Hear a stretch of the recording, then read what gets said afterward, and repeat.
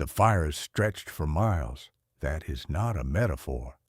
That is what Macedonian soldiers saw when they climbed the hills above the plain of Gaugamela on the night of October 30th, 331 BC. An unbroken horizon of Persian campfires, so many so far that veterans who had marched from Greece through Egypt through the burning heart of Asia stopped walking and simply stared. Some of them had fought at Granicus, some had survived Issus. They thought they understood what a large army looked like. They did not. Darius III, King of Kings, Lord of Persia, Egypt, Babylon, and everything between the Aegean Sea and the border of India, had assembled what ancient sources describe as the largest army ever fielded in the ancient world. The numbers are disputed. They always are, across 23 centuries of historiography. But even the most conservative modern estimates place the Persian force between 90,000 and 120,000 fighting men. Ancient sources like Arrian push the figure to 250,000. Diodorus Siculus goes higher. The truth is probably somewhere that still makes the math horrifying. Alexander of Macedon had brought, depending on the source and the calculation, between 40,000 and 47,000 soldiers to this plain. One of his senior generals, Parmenion, a man who had been winning battles since before Alexander was born, came to him that night with a proposal: attack now, under darkness. Use the night to neutralize the Persian numerical advantage, to prevent them from using their cavalry wings, to deny Darius the open field he had specifically chosen and specifically prepared for this confrontation. Alexander refused.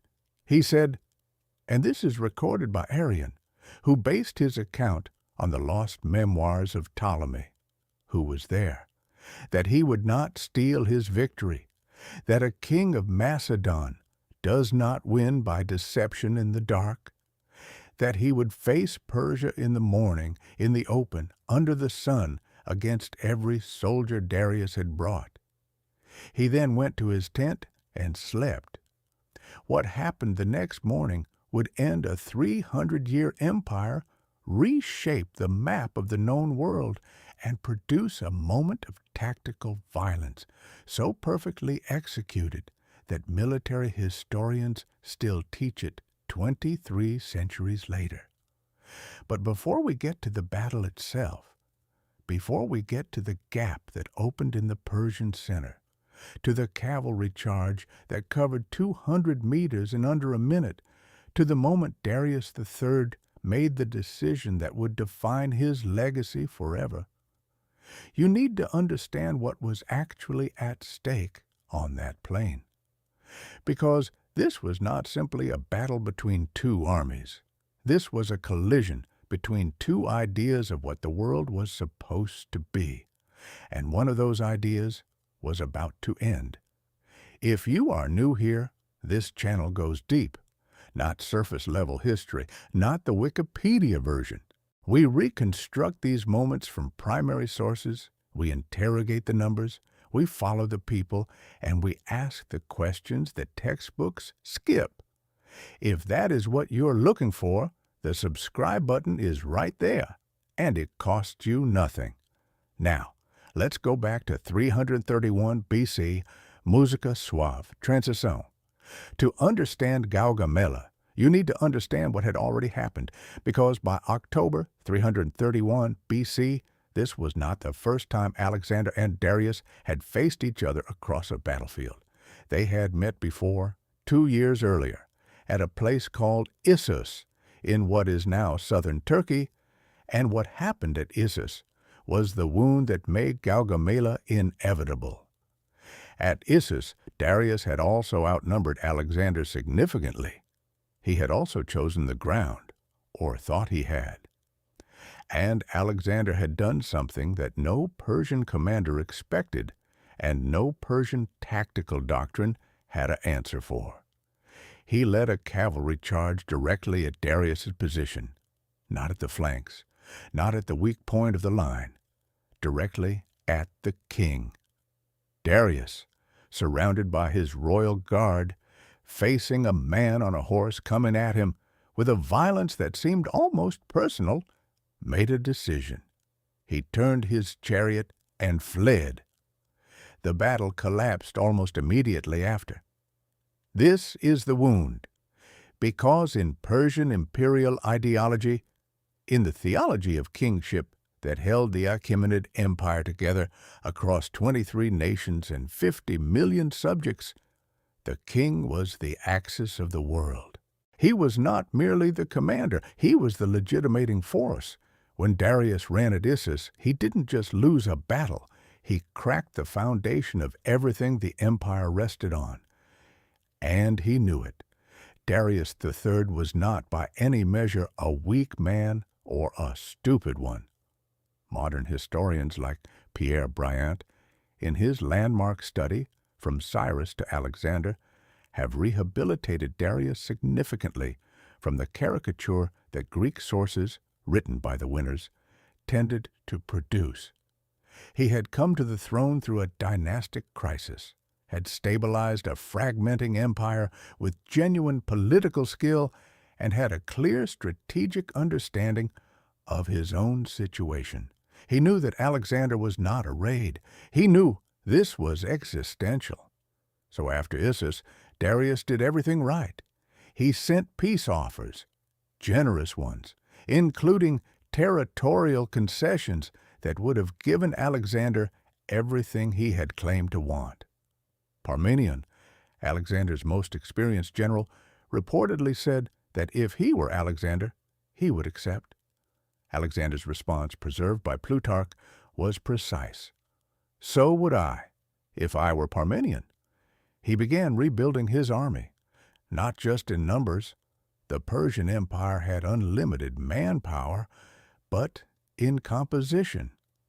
He contracted Greek mercenary infantry, the best professional soldiers money could buy in the 4th century BC. He upgraded his cavalry. He ordered the construction of 200 scythed chariots, massive, specialized weapons designed specifically to shatter the Macedonian phalanx, those 16-man-deep formations of soldiers carrying 18-foot spears called sarissas. And then he chose his ground. This is the central irony of Gaugamela, the one that every military historian eventually arrives at. Darius chose the plain of Gaugamela, a flat, open, almost featureless expanse near the modern city of Erbil in what is now Iraqi Kurdistan, specifically because it maximized Persian advantages. He needed room for his cavalry wings. He needed flat ground for his chariots. He even had his engineers level parts of the field to remove rocks and irregularities that might slow a chariot advance. He chose this place. He prepared this place. He was waiting here. And by doing so, he handed Alexander exactly what Alexander needed.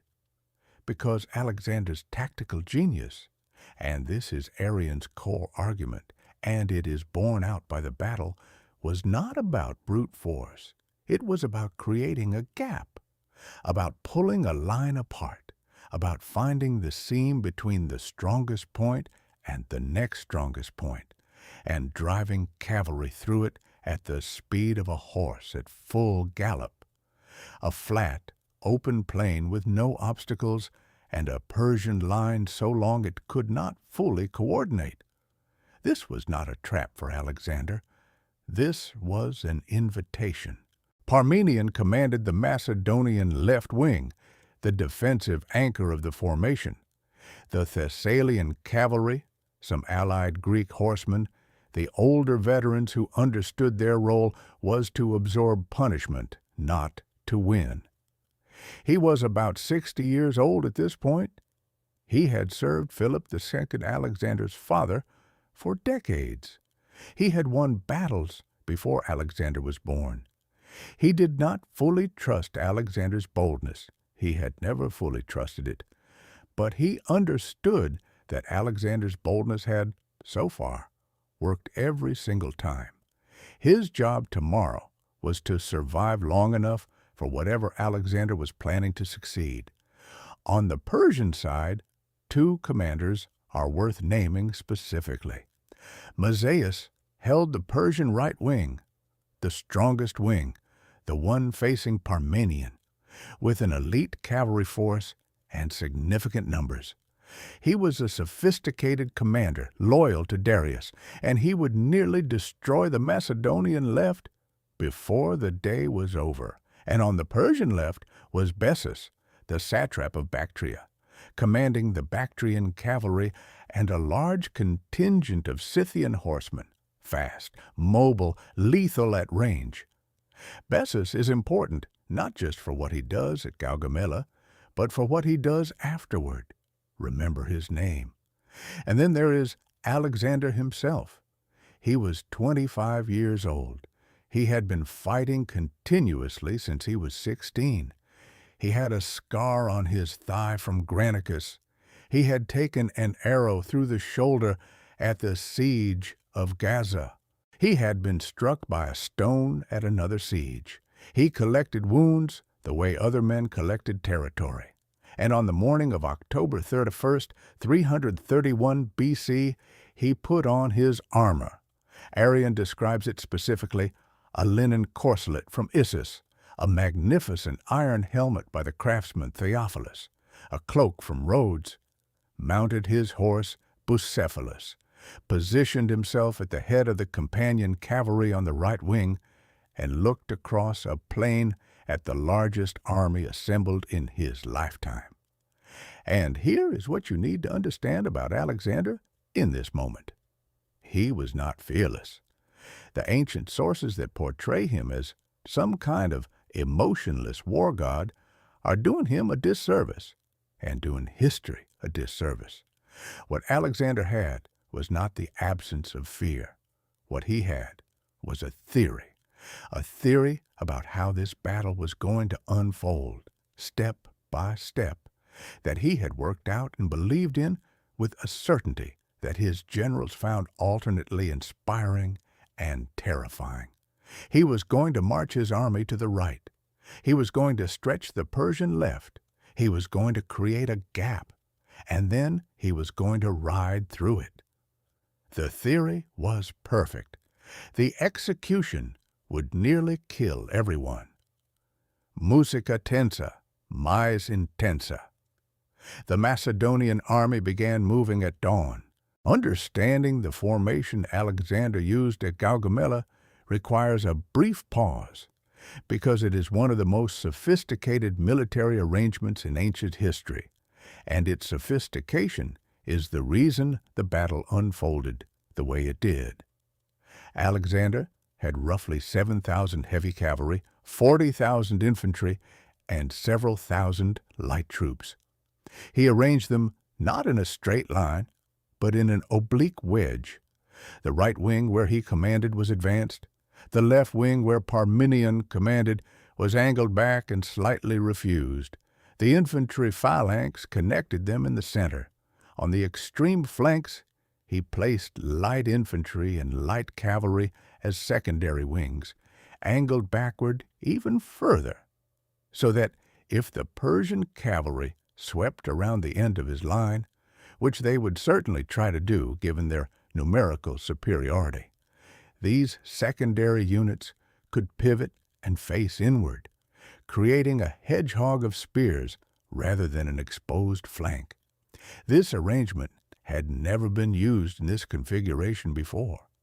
It is what military theorists later called a refused flank, combined with an oblique advance. The goal was to allow the center and right to drive forward and inward while the left simply held on. And it required every unit to understand their specific role precisely.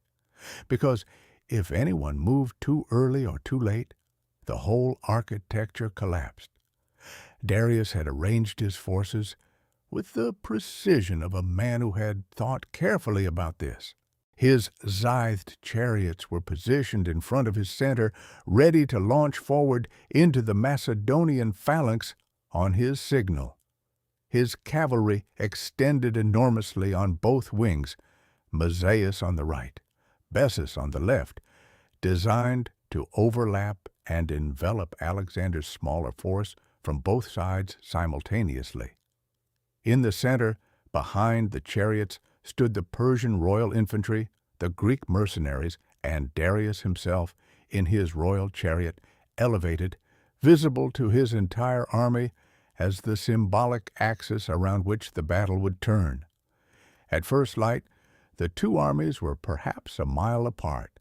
At Gaugamela, the Persian line was so much wider than the Macedonian line that Darius could see, with his own eyes, from his elevated position in the center, that Alexander was marching his army to the right, not advancing toward the Persian center, moving laterally toward the Persian left flank. Moving, in fact, off the carefully prepared and leveled ground that the Persian engineers had readied for the chariot charge. This was the first decision point, and Darius made the rational choice. He ordered his cavalry on the left, Bessus and the Bactrians, to begin moving laterally as well, to shadow Alexander's rightward march and prevent him from reaching the unprepared ground at the edge of the Persian line. At the same time, he ordered Mazaeus on the right to begin advancing against Parmenian's wing on the Macedonian left, to apply pressure from that direction and prevent Alexander from simply walking to the edge of the Persian army unmolested. Both orders were correct. Both orders were rational. Both orders were exactly what any competent commander would have given. And both orders began pulling the Persian line apart, because a line that moves laterally on one end while advancing on the other does not remain a line. It stretches. The units in the center, the chariots, the royal infantry, Darius's own position, were stationary, anchoring the formation. The left was moving laterally to follow Alexander. The right was moving forward to attack Parmenion. These are three different directions. The seams between the center and the flanks began, almost imperceptibly at first, to widen. Alexander saw this, or more precisely, Alexander had predicted this. His entire rightward march was not an attempt to reach the edge of the Persian line. It was an attempt to make Darius react, to make him move his cavalry, to create the movement that creates the gap. He marched his army to the right for what Arian estimates was perhaps 30 minutes, long enough for the Persian left to move substantially from its original position, long enough for the seam to open. And then he stopped moving right, and he turned toward the Persian line. The moment he turned, Darius ordered the scythed chariots to charge. 200 chariots, each carrying a driver and a fighter, each with curved blades extending from the axles, began moving forward toward the Macedonian center at full speed. The sound would have been extraordinary. The visual would have been terrifying. And for any normal infantry formation, this charge would have been catastrophic. The Macedonian infantry was not a normal formation. Alexander had briefed them. His light infantry, the Agrianian javelin throwers and Macedonian archers on the advance flanks, began moving immediately, not away from the chariots, but sideways, firing into the sides of the chariot teams as they passed. The horses were struck. Drivers fell. Some chariots veered off course and crashed. Others made it through to the phalanx line, and the phalanx simply opened up, like a sea parting. The soldiers in the path of an incoming chariot stepped to either side, creating a corridor of space, letting the chariot pass through harmlessly, then closing behind it. Grooms and servants at the rear of the Macedonian formation, the non-combatants, caught or killed the horses that made it through. Arrian is precise about this.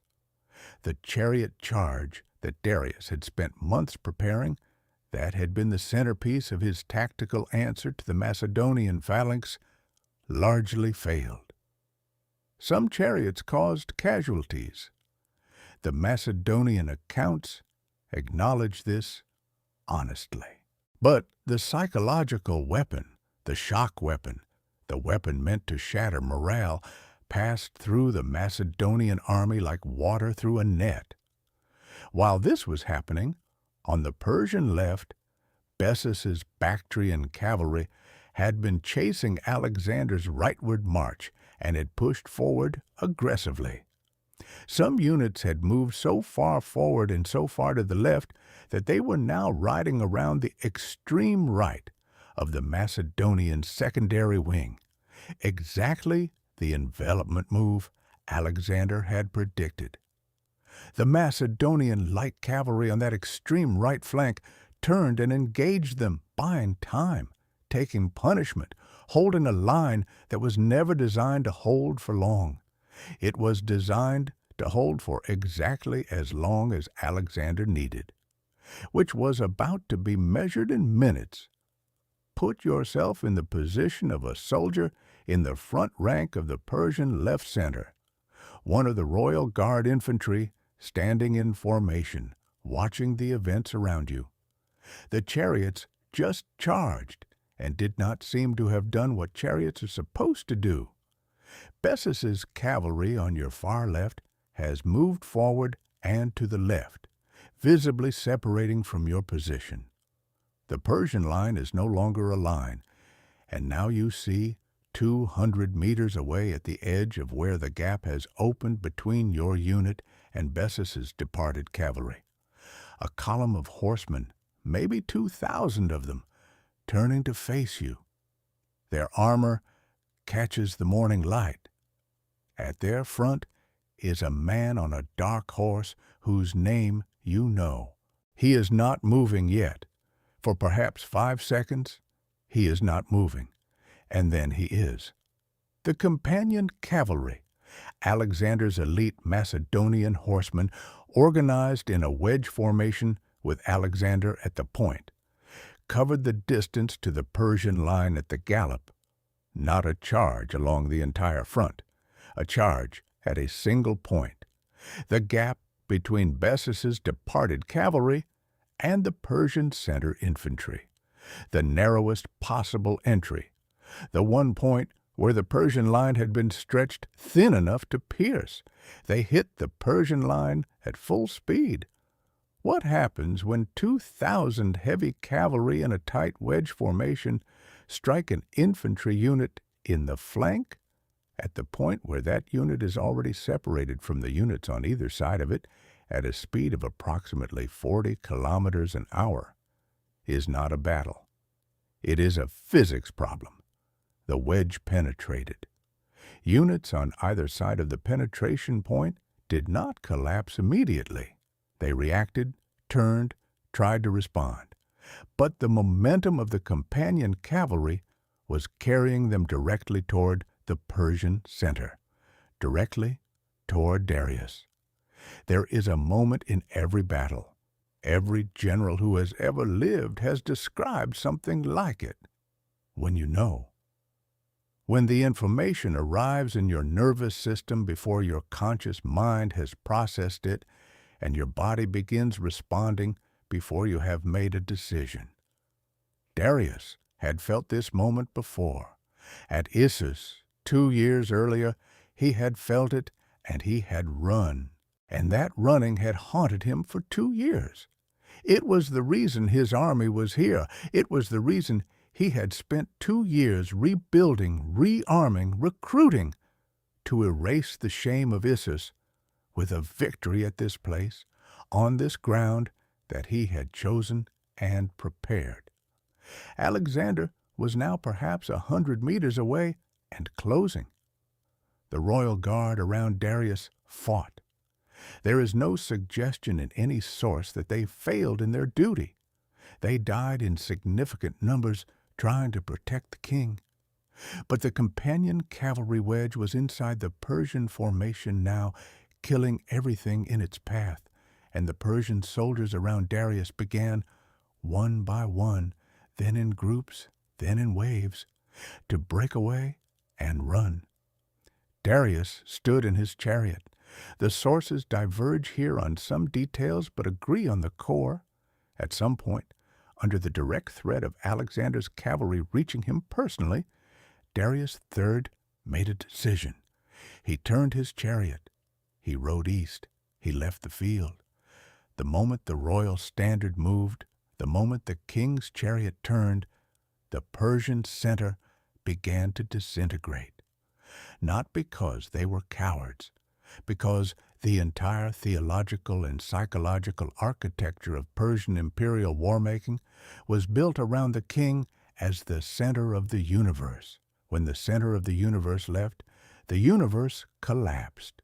But here is where the battle becomes something more complex than a simple triumph. Because while Alexander was driving through the Persian center, something was going very wrong on the other side of the field. Parmenion was losing. Mazaeus, the Persian commander on the right wing facing Parmenion, had executed his orders with genuine skill and aggression. His cavalry had hit Parmenion's Thessalian horsemen hard, had pushed them back, had begun flanking the Macedonian left. The Persian cavalry on this wing actually broke through the Macedonian line in places and reached the baggage camp behind the army, where the horses, supplies, and captured Persian royal women from Issus were kept.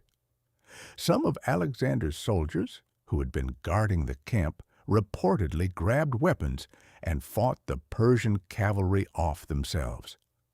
Parmenion, under severe pressure, with his units taking casualties and his formation threatening to fragment, sent a messenger to Alexander. The message, according to Arrian, was stark. Parmenion says he needs help. Alexander received this message while he was in the middle of pursuing Darius. He stopped. He turned his cavalry around.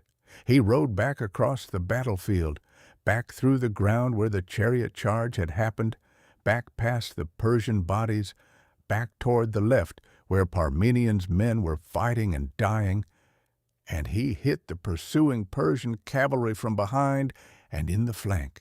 The Persians, who had believed they were winning on this side of the field, found themselves suddenly surrounded. What had been a pursuit became a slaughter. Parmenion held. The left survived. But Darius was gone. In the immediate aftermath of Gaugamela, Alexander's army controlled a battlefield that looked less like a victory and more like a catastrophe that had happened to someone else. The Persian camp, the vast logistical train of the largest army in the ancient world, was intact and abandoned. The tents, the equipment, the food, the treasure, the servants, the animals, all of it left in the speed of the Persian collapse. Macedonian soldiers who had been eating campaign rations for weeks walked through a Persian royal encampment and found banquets still laid out on tables, wine still poured, food still warm. Darius had expected to eat here in victory. He had not expected to leave so quickly. The Persian dead are given variously by ancient sources as 40,000 to 90,000. Modern historians treat these numbers with appropriate skepticism. Ancient casualty figures are almost universally inflated by the victors. But the scale of the Persian collapse is beyond serious dispute. Macedonian losses are given by Arrian as around 500 dead, a number so small relative to the scale of the battle that it has struck historians as questionable, though Bosworth in his analysis suggests it may not be wildly off given the nature of the Macedonian tactical success. When you pierce the center and cause a rout, your own casualties drop dramatically because a fleeing enemy is not fighting you. Now follow the individuals, because this is where history becomes human. Mazaeus, the Persian commander who had nearly destroyed Parmenian's wing, who had fought professionally and hard, rode away from the battle and made a decision that reflects an acute reading of the new political reality. He did not flee to join Darius. He surrendered Babylon. He was the satrap of Babylon, the richest city in the ancient world, and he opened its gates to Alexander and negotiated terms.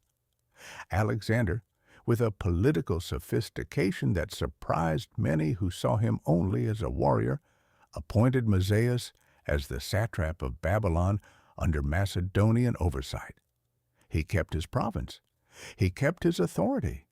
He governed under Alexander until his death. The pragmatism of this arrangement, Alexander keeping experienced Persian administrators in place rather than destroying the entire Persian bureaucratic structure, is one of the underappreciated reasons his conquest held. Bessus, the Bactrian commander on the Persian left, who had moved his cavalry to shadow Alexander's rightward march, was a different story. He retreated east with Darius. But Bessus had watched Darius flee. Twice now, at Issus and at Gaugamela, Darius had run. And Bessus, whatever his personal loyalty might have been, was a satrap of Bactria, the easternmost Persian province. And he was looking at a situation where the man who was supposed to be king of kings had just abandoned his army for the second time. Bessus made his decision in stages. First, he retreated with Darius toward the east. Then, in the summer of 330 B.C., somewhere in the desolate landscape between modern Iran and Afghanistan, Bessus arrested Darius. He placed him in chains in an enclosed wagon. He was, apparently, attempting to use Darius as a bargaining chip with Alexander to negotiate terms, to offer the king in exchange for his own survival and province. Alexander moved faster than Bessus expected. When Macedonian scouts found Darius, he was already dead. Bessus, or one of the other Persian nobles present, the sources are not entirely clear, had stabbed him and left him in the road. Alexander arrived to find the last king of kings lying in a cart, bleeding out, attended only by his faithful Macedonian dog, a Greek mercenary named Polystratus, who had stayed with him to the end. According to Plutarch, Darius's last words were to express gratitude that Alexander had treated his captured family honorably. He asked that Polystratus convey his thanks. Alexander is said to have covered the body with his own cloak. He then declared himself the heir to the Achaemenid throne, not the conqueror, the heir, the legitimate successor. He adopted Persian court dress, Persian court customs, Persian administrative structures.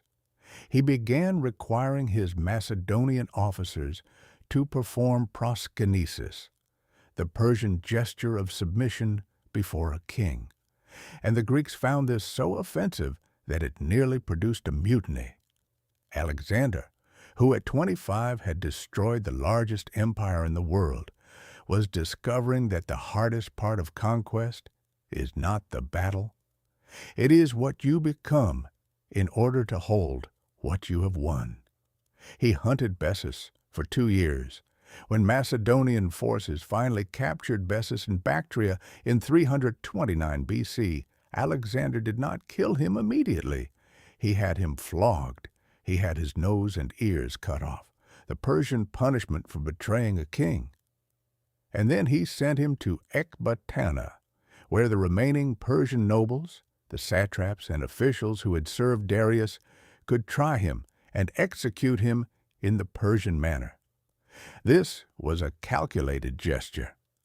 Alexander was not punishing Bessus as a conqueror punishing a rebel. He was punishing Bessus as a Persian king punishing a traitor. The theater of power is sometimes indistinguishable from power itself. The empire Alexander conquered at Gaugamela did not simply cease to exist, it transformed. The Achaemenid administrative apparatus, the road networks, the agricultural systems, the tax structures, the language systems used for record-keeping across 23 nations. Much of this continued functioning under new management. Alexander did not replace Persian civilization. He attached himself to it, tried to fuse it with Greek culture, and created something that had no name because it had never existed before. The cities he founded, Alexandria in Egypt, Alexandria in Ariana, Alexandria Escate, on the edge of the known world in what is now Tajikistan, became centers of a new hybrid culture that lasted long after Alexander himself was gone. He died in Babylon in 323 BC, 8 years after Gaugamela, at 32 years old, from causes that historians still debate: fever, alcohol, poison, a wound, or simply the accumulated physical cost of never stopping. He had no confirmed heir. His generals divided his empire within a decade and spent 40 years killing each other over the pieces. But the Greek language, the Greek philosophical tradition, the fusion of Eastern and Western intellectual cultures that happened because Alexander destroyed the border between them at Gaugamela, this survived. When the Romans absorbed the Greek world centuries later, they inherited this synthesis. When Byzantine scholars preserved Greek texts through the medieval period, they were preserving something that owed its existence in part to a cavalry charge on a flat plain in what is now Iraq on the last day of October 331 BC. And what about the plain itself? You can visit it. The site of the Battle of Gaugamela is located near a village called Tel Gomel in the Nineveh Governorate of Iraq, roughly 100 kilometers east of Mosul. There is no great monument there. There is no visitor center with maps of the battle lines and interactive displays showing Alexander's oblique advance. There is flat land. There is dry air. There is the same featureless plain that Darius chose because it was flat and open and perfect for chariots and cavalry, the same plain whose flatness made Alexander's diagonal hammer and anvil charge geometrically possible. Archaeologists have found almost nothing there. Ancient battles are notoriously difficult to identify in the archaeological record.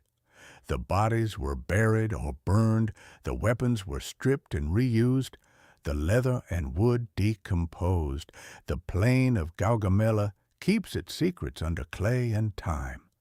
If you stood there today, you would have no way of knowing from the landscape itself that anything had ever happened there at all. That is, perhaps, the most honest monument a battle can have. Because what Gaugamela ultimately teaches, what the whole sequence of events from the night of campfires to the death of Darius to Alexander in Persian robes administering justice in the Persian manner, is a lesson about the nature of rational decision-making under existential pressure. Not a lesson about genius versus mediocrity. Not a lesson about bravery versus cowardice. A more disturbing lesson than either of those. Every decision Darius made was correct. Choose the open plain. Correct. Given his cavalry advantage, level the ground for chariots. Correct. Given his investment in that weapon system. Deploy with overlapping flanks to envelop the smaller Macedonian force. Correct. Given his numerical superiority. Order the left wing to shadow Alexander's rightward march. Correct. Given the tactical threat Alexander represented. The sum of these rational decisions was the destruction of his empire, not because he was wrong, because he was playing the game that existed before Alexander existed. His entire strategic framework was built to defeat a conventional enemy. Alexander was not a conventional enemy. Alexander was something the framework had no category for. This pattern, the sum of individually rational decisions producing a collectively catastrophic outcome, is not a product of the ancient world. It is a structural feature of any system under rapid, discontinuous change. Organizations that were built to win a previous kind of competition, following all the rules correctly, executing all the right moves, lose catastrophically to an opponent who is not playing the same game. The Macedonian phalanx, with its 18-foot sarissas, was not just a better version of what Greeks had always done. It was a different thing entirely, and the opponents it destroyed were destroyed not by superior force, but by the incompatibility of their frameworks. Darius knew Alexander was different. He spent 2 years after Issus preparing specifically for Alexander, and he still lost, because preparing for Alexander within the framework that Alexander had made obsolete is not really preparing for Alexander. It is preparing for a better version of what you were already afraid of. The Persian campfires burned the night before Gaugamela for miles and miles across the plain. 200,000 people, or something approaching it, warming themselves against the October cold, sharpening weapons, feeding horses, performing whatever rituals soldiers perform before the day they might die. And across the valley, a 25-year-old king, who should have been terrified instead, went to his tent and slept, not because he was fearless, but because he had a theory, and he believed it, and his belief had been justified every time before, and he was not yet old enough to have learned the cost of being right about everything. He slept. The fires burned, and in the morning the world changed. There is a question that comes out of Gaugamela that has no clean answer, and I want to leave you with it. On the night before the battle, Parmenion came to Alexander and said, "Attack in the dark. Use the night. Do not give them the open field they prepared for." Alexander said no. He would not steal his victory. He would face them in the light, in the open, on the ground they had chosen, with the numbers they had. And he won. But here is what the history does not tell you cleanly. Alexander won because he had a theory that was correct.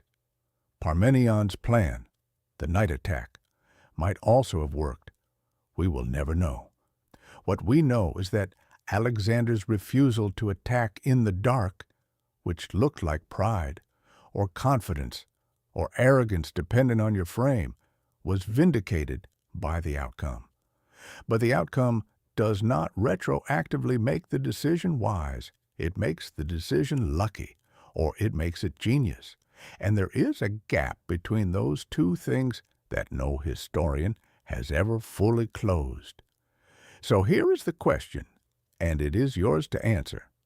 When you are facing the most important confrontation of your life, the negotiation, the confrontation, the risk, the moment you have been building toward, and someone you trust, someone experienced, someone who has won before, comes to you in the dark and says, "Take the shortcut, use the advantage, don't give them the fair fight they're prepared for."